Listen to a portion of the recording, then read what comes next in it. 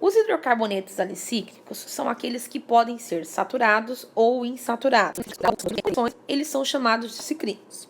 Então, aqui, nessa imagem abaixo, nós temos aqui uma representação de uma cadeia do anel. A gente já consegue visualizar o anel.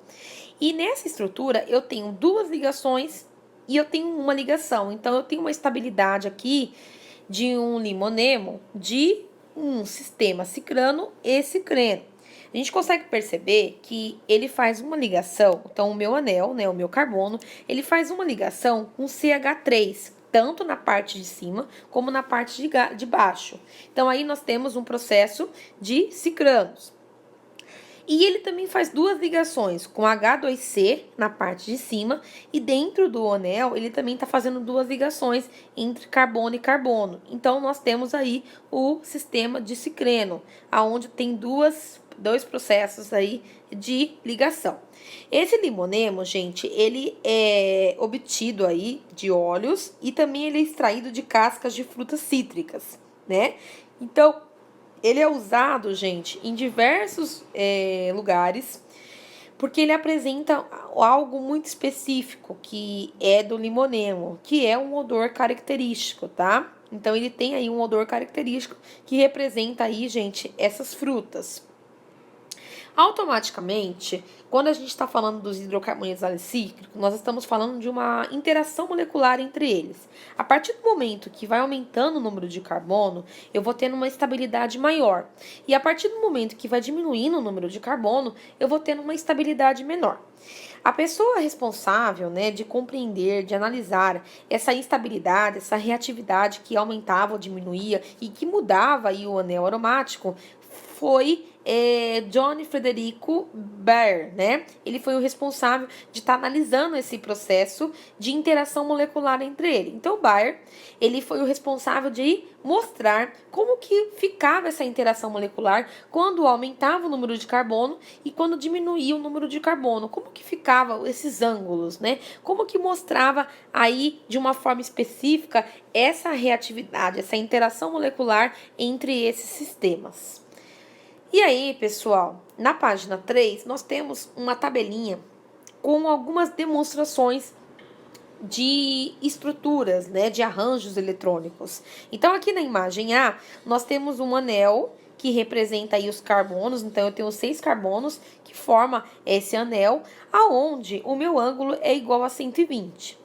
Na imagem B, eu tenho essa molécula, mas de uma forma diferente, de uma forma tridimensional, aonde cada molécula ela vai ter um ângulo interno e um ângulo externo. Então, nessa imagem, ele consegue me trazer mais informações específicas em relação a essa molécula. Então, o ângulo interno é 111,4 e o ângulo externo, que fica, né, representando a minha cadeia aberta, é 109,5. Então, aqui eu tenho um processo de análise de ângulos, tanto interno como externo.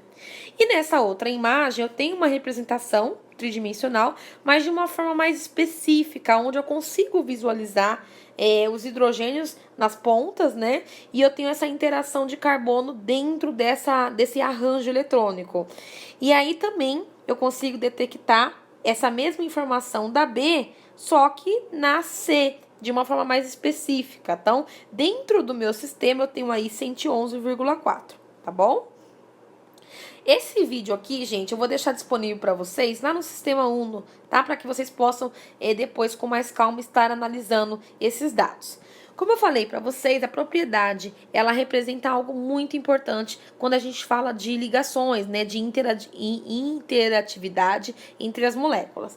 Então, quando a gente fala de temperatura de ebulição, a gente fala de algo que vai fazer com que o meu sistema, ele aumente ou ele diminui. Então, no caso da temperatura de ebulição, ele tem um papel muito importante, mas ele não trabalha sozinho. Ele trabalha aí com o processo da presença de carbonos dentro da sua composição.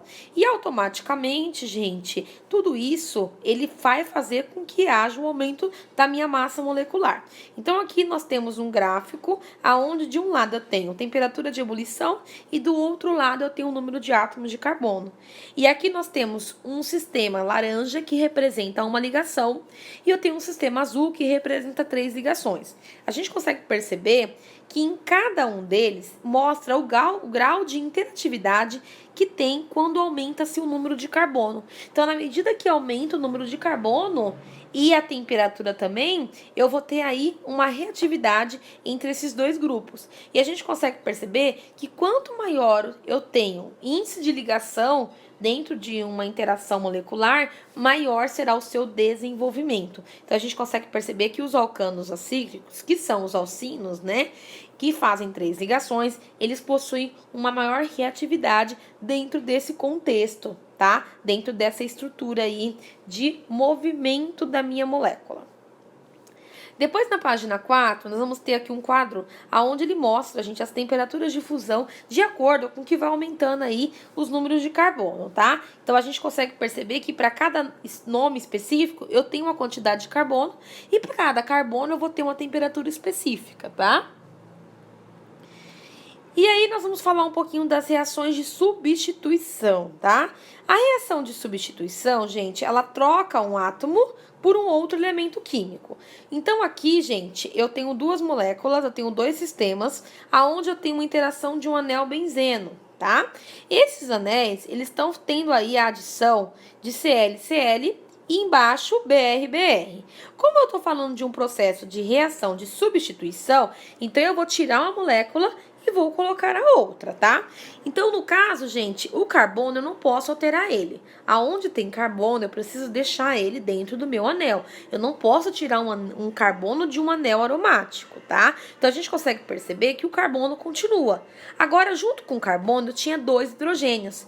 Então, como eu tô falando de um processo de substituição, eu vou fazer uma troca. Então, aonde tinha 2 moléculas de hidrogênio, agora vai ficar uma ramificada com Cl e uma ramificada com hidrogênio, mais o HCl. Então, aonde tinha hidrogênio, ficou H e Cl. E aonde tinha Cl e Cl, ficou o HCl.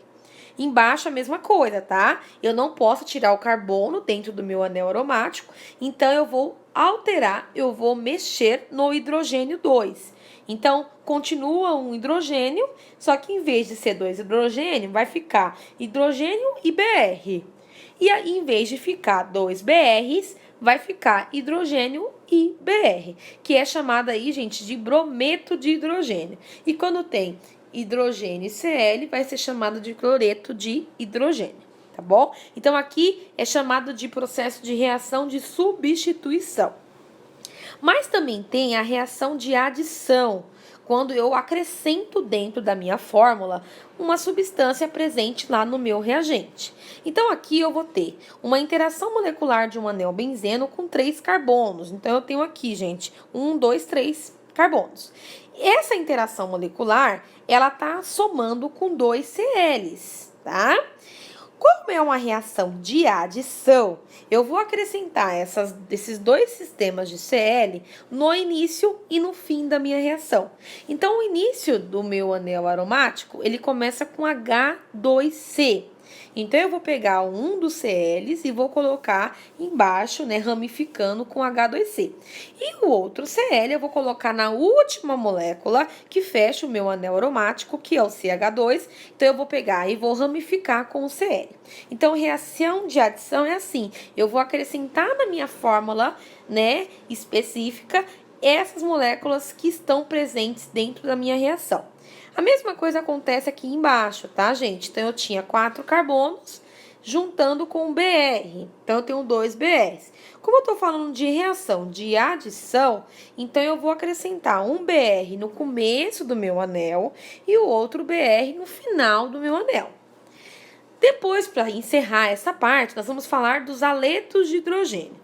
Os aletos de hidrogênio é quando tem o processo da adição, só que os valores, as composições, não vai ser iguais, elas vão ser diferentes, né? Então, em vez de eu ter em vez de eu ter bromo mais bromo, eu vou ter bromo com hidrogênio.